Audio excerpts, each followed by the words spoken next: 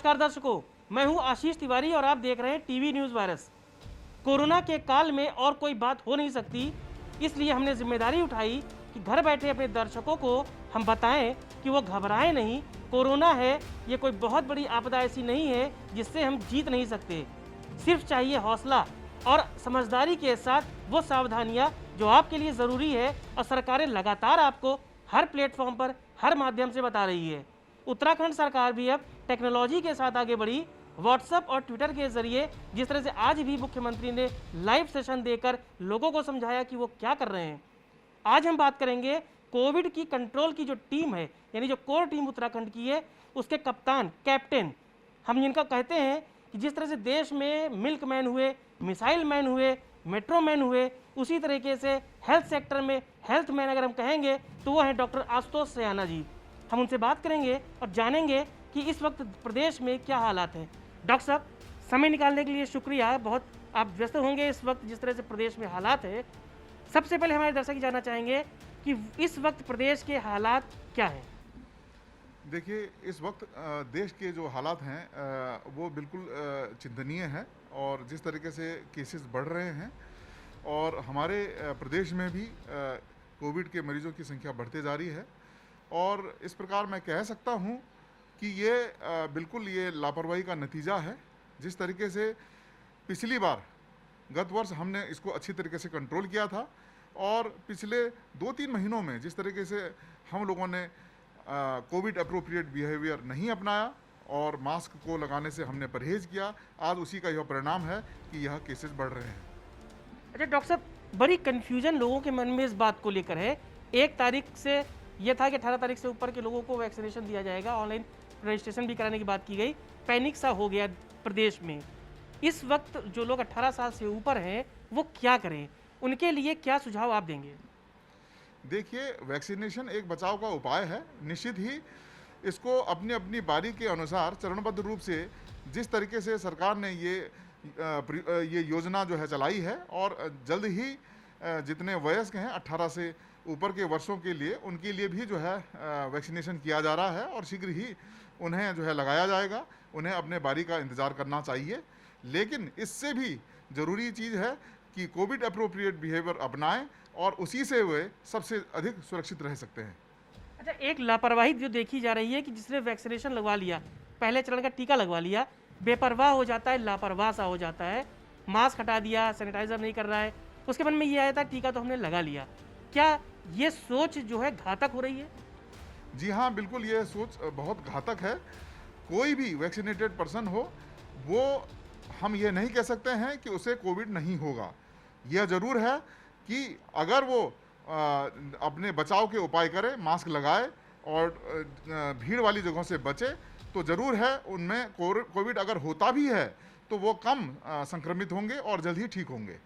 अच्छा, एक चीज़ और डॉक्टर साहब देखने में आ रही है कि जिस तरह से लोग लगातार अस्पतालों की तरफ भाग रहे हैं, एक पैनिक सा है, उन्हें जरा सा लक्षण लगता है कुछ भी हो तो वो अस्पताल की तरफ भागते हैं। अस्पताल में भीड़ बढ़ती है, संसाधनों की कमी भी हो जाती है। आप उन लोगों से क्या कहेंगे जो घरों में है, हल्के फुल्के लक्षण की वजह से अस्पतालों में पहुंच रहे हैं? क्या करें वो घर में रहकर ताकि उन्हें सुरक्षित स्वास्थ्य लाभ मिल सके? देखिए, जिस तरीके से जो है ये संक्रमण फैल रहा है, और ऐसा आवश्यक नहीं है सभी संक्रमित व्यक्ति, सभी संक्रमित लोग अस्पताल का रुख करें। जो कम लक्षण वाले हैं, बिना लक्षण वाले हैं, वो घर पर ही रह करके ठीक हो सकते हैं। होम आइसोलेशन किट में जो भी दवाएं सरकार के द्वारा दी जा रही हैं, अगर वह नियमित रूप से उसको लें, और इस प्रकार मुझे लगता है कि जो है 10-12 दिन में कम लक्षण वाले और संक्रमित व्यक्ति और जो बिना लक्षण वाले संक्रमित व्यक्ति बिल्कुल ही घर में रहकर ठीक हो सकते हैं। अच्छा डॉक्टर साहब, आपके पास तो पूरे प्रदेश के फीडबैक आ रहे होंगे और आपकी टीम से आज संडे भी है और आप लगातार मीटिंगों में व्यस्त हैं, नई तरीके से आप लोगों को बचाने की योजनाएं बना रहे हैं। एज अ डायरेक्टर आप मेडिकल कॉलेज के प्रिंसिपल भी हैं, और as a leader, team leader, आप इस वक्त किन किन तरीके से लोगों को बचाने के लिए खास योजनाओं पे काम कर रहे हैं जो हमारे दर्शकों को जानना ज़रूरी है? देखिए, दून मेडिकल कॉलेज के अस्पताल, दून अस्पताल में जो हम यहाँ पर इलाज दे रहे हैं, वो लगभग जो हमारे पास जो यहाँ भर्ती हैं सभी जो है गंभीर मरीज़ हैं। आज यहाँ पर 400 से अधिक जो है गंभीर मरीज़ यहाँ भर्ती हैं, 100 से अधिक मरीज जो है आईसीयू में हैं, कई मरीज जो है यहाँ वेंटिलेटर पे हैं और बाईपैप मशीन यूज़ कर रहे हैं। हमारे समस्त चिकित्साकर्मी, चाहे वो डॉक्टर हो, नर्स हो, टेक्नीशियन हो, फार्मासिस्ट हो, सभी लोग अपने तन मन से, जी जान से जो है उनकी सेवा में लगे हैं। और उनकी दिनचर्या इस तरीके से है कि 3 पालियों में सुबह, दोपहर, शाम, रात को वो अपनी ड्यूटीज़ करते हैं। और हमने एक गाइडलाइन इस तरीके से यहाँ पे बनाई है कि हमारे, चाहे वो कोई भी डॉक्टर हो, फिजिशियन, एनेस्थेटिस्ट के अलावा हमारे जितने भी डॉक्टर हो, चाहे वो मानसिक विशेषज्ञ हों, चाहे वो चर्म रोग के विशेषज्ञ हों, सर्जन हों, ऑर्थोपेडिक सर्जन हों, सभी लोग जो है यहाँ पर कोविड के मरीजों का इलाज कर रहे हैं। और हमने इस तरीके से एक जो है सेपरेट ग्रुप बना रखे हैं ताकि वो अलग अलग ग्रुप में अलग अलग मरीजों को देख सके। और यही चीज़ जो है हम अपने प्रदेश के अन्य जो चिकित्सालय हैं जो कोविड के का उपचार कर रहे हैं, उन्हीं को हम ये गाइडलाइंस जो है बताते हैं कि माइल्ड पेशेंट्स में किस तरीके से जो है इलाज किया जाना चाहिए, मॉडरेट पेशेंट में किस तरीके से करना चाहिए, गंभीर मरीजों को किस तरीके से इलाज दिया जाना चाहिए। जब बताया जा रहा है कि आपने तकनीक का बड़ा अच्छा प्रयोग किया है, ऑनलाइन डॉक्टर से तो आप कांटेक्ट कर ही रहे हैं, ई संजीवनी हो गया या ऑनलाइन डॉक्टर्स की एडवाइस हुई, जो आपकी जो राय शुमारी है मुख्यमंत्री से लेकर सरकार के तमाम अधिकारियों तक जो आप इम्प्लीमेंट कर रहे हैं लगातार, क्योंकि जिस स्तर से भी हो लोगों को फ़ायदा पहुंचना चाहिए, किन अनोखे और नए तरीके से आप लोगों तक इस तरह की समस्याओं से समाधान देने की कोशिश कर रहे हैं, कुछ नया अनोखा प्रयोग कर रहे हैं? देखिए, जो हम ऑनलाइन जो है मरीजों का जो उपचार दे रहे हैं, ई संजीवनी, यह तो कर ही रहे हैं पिछले 1-1.25 साल से। और इसके अलावा जो ऑनलाइन जो है हम ट्रेनिंग दे रहे हैं और जो है वीडियो कॉन्फ्रेंसिंग के माध्यम से ट्रेनिंग दे रहे हैं, यह भी जो है हम पिछले जो है 1 साल से कर रहे हैं। और इससे जो है कई फ़ायदे हुए हैं। और व्हाट्सएप के माध्यम से हो, चाहे जो है मैसेज करके और दूरभाष से हो, और कई जो है जितने भी जो है दूर स्थित जो है हमारे जितने भी चिकित्सालय हैं, वहाँ पे जो है चिकित्साकर्मी हैं, उन्हें इससे बहुत फ़ायदा मिला है। उनके हम एक्सरेज और जो भी जो है उनकी जांचें होती हैं व्हाट्सएप के माध्यम से हम लेते हैं। और हमारे जो चिकित्सक है, हमारी जो एक कोर कमेटी है चिकित्सकों की, वो उन एक्सरेज को देख करके, उनके जांचों को देख करके उन चिकित्सकों को वापस भेजते हैं और ट्रीटमेंट का प्लान बताते हैं। तो सबसे खुशी की बात यह है कि कई मरीज जो है जो कि रेफ़र होने वाले थे, जो कि उत्तरकाशी से, चमोली से, बागेश्वर से, ऐसे ज़िलों से जो है रेफ़र हो सकते थे, वो उन चिकित्सकों ने वहीं पर जो है आपस में हमने जो विचार विमर्श किया वो वहीं ठीक हुए हैं। अच्छा, आखिर में मैं पूछूंगा किस तरह की हालात है ऑक्सीजन को लेकर, जब पूरे देश में हो हल्ला मच रहा है, सुप्रीम कोर्ट और हाई कोर्ट दिल्ली में लगातार सरकारों को नियंत्रित कर रही है कि आप ऑक्सीजन पूरी पर्याप्त मात्रा में दीजिए। मुख्यमंत्री जी ने भी कई ऑक्सीजन प्लांट्स का दौरा किया है।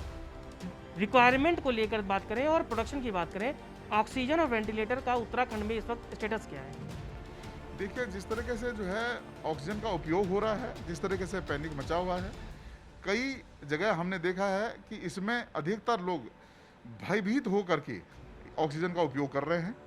कई लोग बिना बात के ऑक्सीजन का भी उपयोग कर रहे हैं, और कई लोग जो है ऑक्सीजन का उपयोग कर भी रहे हैं तो उसको अच्छे तरीके से उपयोग नहीं कर रहे हैं। तो मुझे यही कहना है आपके माध्यम से कि जिन्हें तकलीफ हो, जिन्हें ऑक्सीजन सैचुरेशन सचमुच में जो है उनकी गिरावट है, वही अस्पताल में आएँ।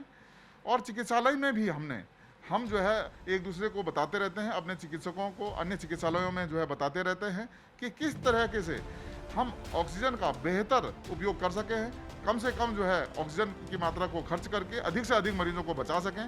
किस तरीके से जो है हम जो है किसी मरीजों को हम ऑक्सीजन में रखें, किसी को ऑक्सीजन कंसनट्रेटर में रखें, किसी को जो है हम ऑक्सीजन के सिलेंडर का उपयोग करवाएं।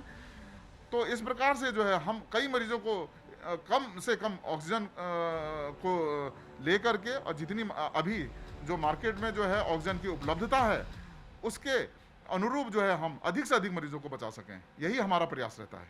आखिर में डॉक्टर साहब एक व्यक्तिगत सवाल करूंगा, क्योंकि मेरी भी जिज्ञासा है, जब आप सुबह उठते हैं तो आपका संकल्प क्या होता है, और जब घर जाते हैं तो अगले दिन के लिए आप क्या संकल्प लेके जाते हैं, क्योंकि आपसे प्रदेश को बड़ी उम्मीदें हैं? जी हाँ, सबसे पहले जो है जब हम उठते हैं सुबह, तो सबसे पहले मैं अस्पताल का जो है अपडेट लेता हूँ और देखता हूँ कि वहाँ पर जो है कितने मरीज़ भर्ती हैं, कितने मरीज़ जो है आईसीयू में हैं, कितने मरीजों की जो है डेथ हुई है, कितने मरीज़ जो है डिस्चार्ज हुए हैं। तो आज सुबह मुझे सबसे खुशी इस बात की हुई है कि आज 24 घंटों में हमारे जो अस्पताल में जो आईसीयू में थे, किसी की भी डेथ नहीं हुई है, किसी भी वार्ड में किसी की डेथ नहीं हुई है। आज मुझे सुबह-सुबह सबसे ज़्यादा खुशी हुई है और आज मैंने सभी चिकित्सकों को, जो भी वहाँ पर काम कर रहे थे, सभी को फ़ोन करके मैंने धन्यवाद दिया और उनको मैंने उनकी लगन को देख करके, उनकी मेहनत को देख करके उनको धन्यवाद किया। दर्शकों, ये डॉक्टर आशुतोष सयाना जी हैं जिन्होंने बहुत अच्छी बात कहकर अपने इंटरव्यू को ख़त्म किया कि आज जब से उन्होंने जितने डॉक्टरों से अस्पतालों में बात किया, कोई मरीज़ अभी तक देहांत किसी का नहीं हुआ है, जान किसी की नहीं गई है।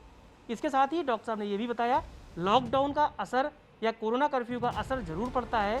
3-4 दिनों में देहरादून की बात करें तो यहाँ आंकड़े ज़रूर गिरे हैं। इसके साथ ही उन्होंने होम आइसोलेशन से लेकर दवाओं के सही इस्तेमाल के बारे में पूरी बात बताई है। जिम्मेदारी आपकी बनती है कि सरकार कोशिशें कर रही है, उन कोशिशों का फ़ायदा आप कितना उठाते हैं।